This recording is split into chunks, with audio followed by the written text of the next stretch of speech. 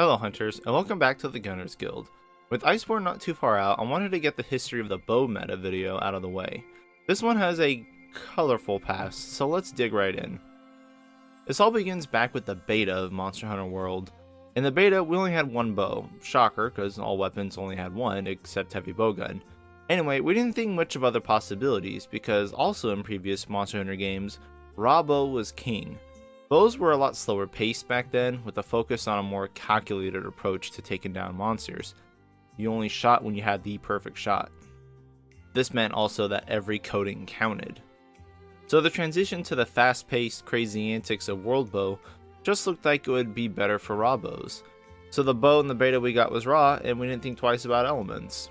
Elemental bow would have been an odd choice to give us anyway, since there was no way of having it work effectively on all the monsters in the beta. This was a grave mistake on our behalf, as we assumed raw bows would still be king. For the weeks we had in beta, all the bow runs wound up using Dragon Pierce on pretty much all the monsters, because Dragon Pierce was the best way of doing raw damage, and we had a raw bow, so it made sense. Dragon Pierce worked pretty well on longer monsters, and the beta monsters, Anjanath, Diablos, and Nergigante, just happened to be great targets for Dragon Pierce to begin with. Anjanath had good raw hit zones all the way down its body, Diablos had good raw hit zones on the tail and wings, and well, Nergigante has poor hit zones everywhere, so DP was just a better move. So this started the initial reception in favor of Dragon Pierce playstyles. Now, I'll be first to admit that this is partially my fault. I spoke very highly of Dragon Pierce and played Dragon Pierce setups very early on in the launch of Monster Hunter. In fact, it was still relatively safe to use up until patch 2.0 because we used to be able to aim outside of the camera angle and be able to shoot almost in any direction, even directly behind us.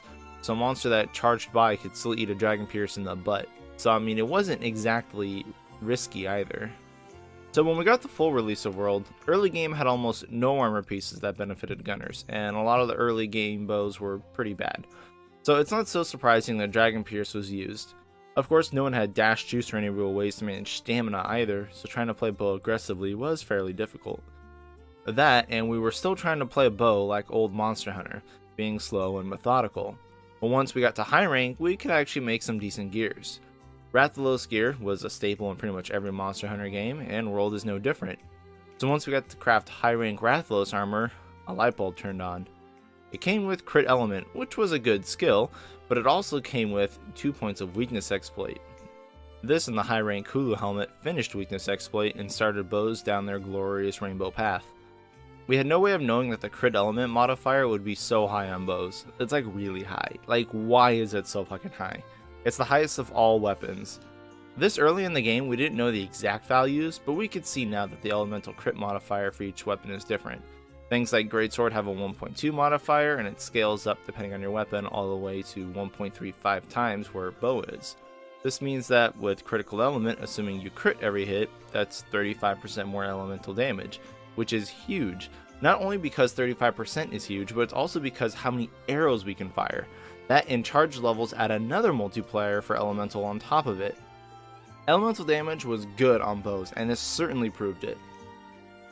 Once we got to like the end of the story, bow was looking okay, but not everyone had the resources to make dash juice or use food vouchers for food buffs, so the dash dancing style of bow that we had today was still all that appealing. Stamina management was a huge burden, and so Dragon Pierce still played pretty well. People also started to pick up the Diablos bow for raw since it had an obscene amount of it, and it was great for Dragon Pierce, but it could also do okay with normal raw shooting as well. So, within the first couple weeks of World, a new bow technique was found to be very effective, especially against Nergigante, who has proven to be a pain in the ass for a lot of people, which is wall bow. Now, wall bow is a very niche way to play bow because you can't really do it everywhere. However, the motion value of the bow jump attack was literally staggering. It was 35 times 7, which is 4 times that of our level 3 power shots at the time. It was also double that of a Dragon Pierce. So the bow players started to use wall jump. And the high raw motion value helped reinforce raw bow playstyle, unfortunately. It was even fine on stamina management. So some of the early speedruns on Nergigante were wall jump bow runs, which you've undoubtedly seen. Now these started to catch the attention of spectators, but as I said, this was still a very niche style to play. It was, however, a dominant bow playstyle for Nergigante and some of the areas that you could actually abuse it. But the next big breakthrough didn't come in until people had farmed up a bit. So hidden in the lost decoration loot pools was the coveted Mighty Bow decoration. This gave you one extra level of charge. We'd assumed this was a thing since Load Up in previous games did the same thing, we just didn't have the jewel yet.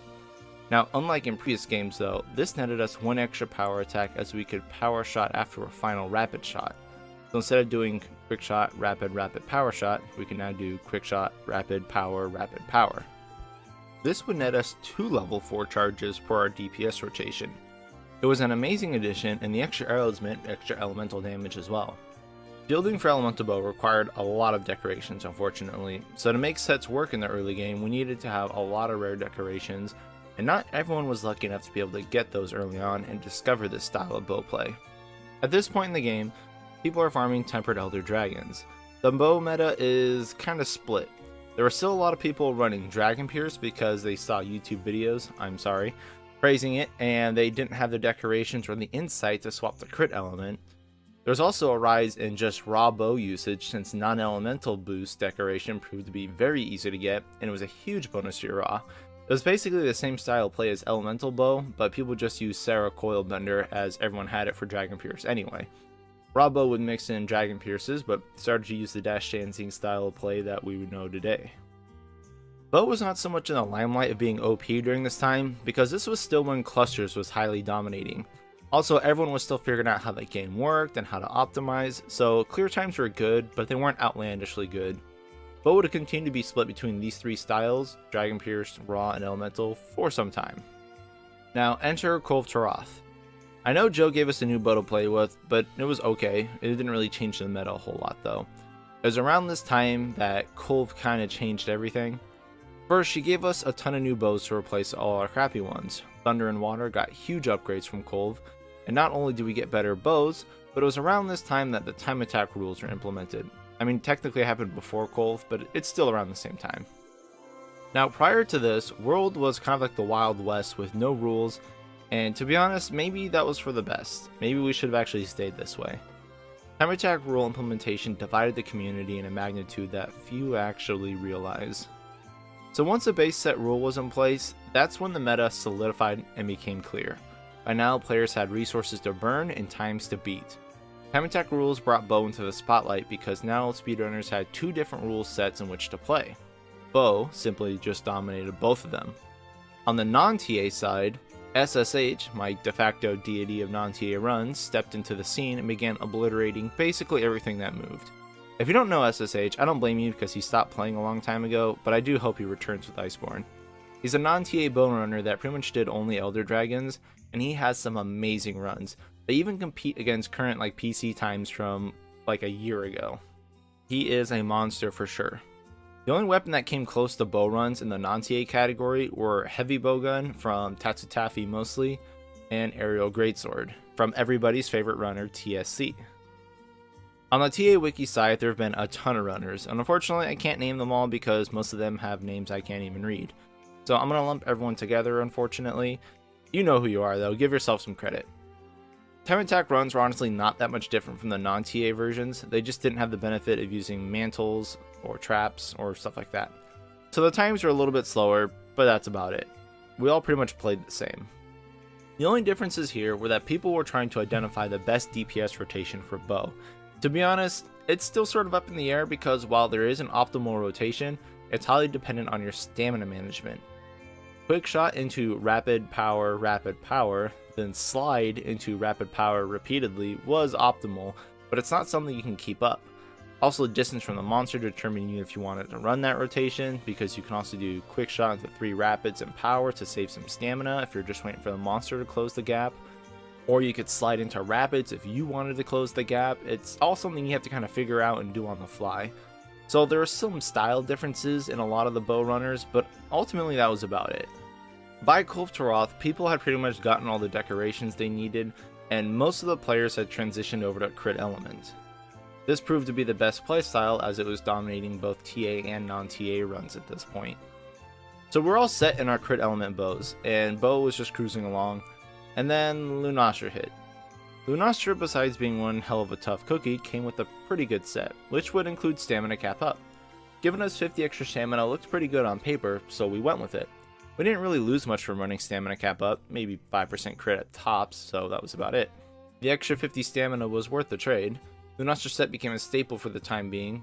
It was clear though that with how much stamina we used, that extra 50 would only really help 3 or 4 more shots since we were going to be losing stamina and regenning it constantly. Once we dropped past that initial bonus of 50, its use was done. You're never going to regen back to that. Well, if you were wasting time somewhere. Bow was too aggressive to make use of it repeatedly. Lunastra set was good, but we replaced it fairly soon. Lunastra also came with a few blast bows, and I feel like this is a good time to go over that mess.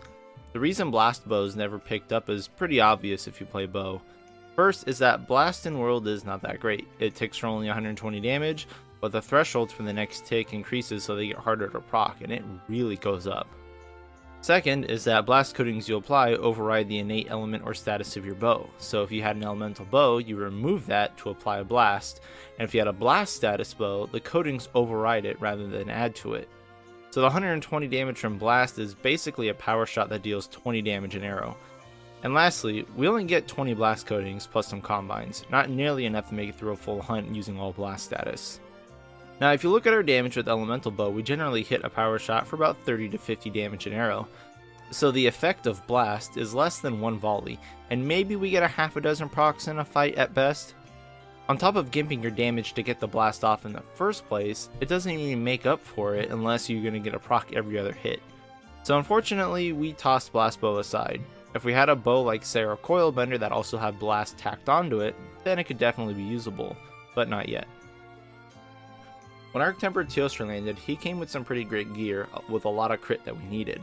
And to be honest, we just needed more crit, so we got rid of Lunastra's extra 50 stamina since it was effectively a one-time use anyway, and we got a permanent bonus to crit. Not a huge meta shift here, but more numbers are more numbers. When Behemoth showed up, while his gear became instant meta for Blade Master, the gloves were more crit that Bow could use, so some sets grabbed that. But as you can see from here on out, basically, we're just grabbing more crit. The only really significant change around the meta was a time when people started to run Arc Tempers and when food skills became important. Bow users, as I said, were fiercely competitive. We were looking for every little advantage we could get. So once players had stocked up enough food vouchers, we turned to the canteen. We could eat for Sharpshooter, which would boost our normal shots by 10%, and Black Belt, which would give us 15% decreased stamina usage. To guarantee these skills, we would need to use vouchers, so a lot of players started to make backups of their saves before doing runs. This way we could spend all our vouchers on the resets, which could take hundreds of times, and then just revert the save to preserve the vouchers when we're done. With this little extra boost, we could also run Constitution 1 rather than Constitution 3. We could eat for Black Belt and drink a dash juice and still get our 50% stamina reduction cap. This let us squeeze out the Constitution charm in favor of Critical Eye charm to get even more crit. And this would be the last significant meta change until Arc-Tempered Kolv. Now, AT Kolv gave us an entirely new set of bows that innately came with crit element. This sent the bow users into a frenzy. However, we quickly found out that the innate values of those elemental bows were pretty low. And after some number crunching, largely thanks to the efforts of all the testers and Honey for her great set builder, we found that they were kind of a mixed bag. All the bow sets had to be remade to compensate not needing crit element, which freed up 2 gear slots and allowed us to boost raw much higher than we could before. Since elemental had a cap anyway, we couldn't really go more from there. Now, I know it seems funny because we're basically going full circle here and back to raw, but it's more of a hybrid. The new sets showed us that the Kajar bows that mixed raw and element were mostly at least on the same level as the older bows in terms of damage per shot and average damage per shot since they ran higher crit. And now I have to bring up blast bows again. Kajar Blast came with crit status and the bow itself has pretty solid stats. Unfortunately, they still don't compete with using the right bow for the right job. The only way blast bows could see effective use is if you use it on a multi-monster hunt and happen to be playing time attack rules because that prevents you from switching bows. And even then, it's a fair bet that you could probably match most of the monsters with a single element of a bow. However, one of the major benefits of the Kajar bows was that the sets freed up some space which let us run more utility skills such as Stamina Surge or Mind's Eye or stuff like that. So the old bows and the Kajar bows were pretty close to being identical, and honestly both of them see use today. They all have their purposes for sure. When Arc Temper Nergigante hit, his sets helped the Kajar bows push a little bit ahead in my eye. Since the old bows didn't really have any free space, since they needed a fit crit element, they really couldn't take advantage of Nerg Gamma. The Kajar bows could though, and it's a small increase, but the Nerg Gamma pieces let most of the Kajar sets run an extra level of Stamina Surge or grab Attack 4 to get even a little bit more crit. As of today, bows have become highly refined, but the sets are pretty much all over the place. There's so many little tweaks we can do with stats to adjust things as we see fit. Most runs now run very specialized sets specific to that run with a certain time goal. There's still broad sets to cover all the bases, but there's always room to improvise, adapt, and overcome. Bow has about 8 different bows that you can use, and an infinite combination of sets and skills that you can tweak and play with to your heart's content. So there you have it. The bow meta has shifted around quite a bit in World, and with Iceborne being around the corner, I'm sure it's bound to shuffle up again. I look forward to seeing how the weapon evolves with Iceborne, even though I'm not overly optimistic about the Slinger playstyle, as you may all know. But thank you all for watching, and good luck out there, hunters.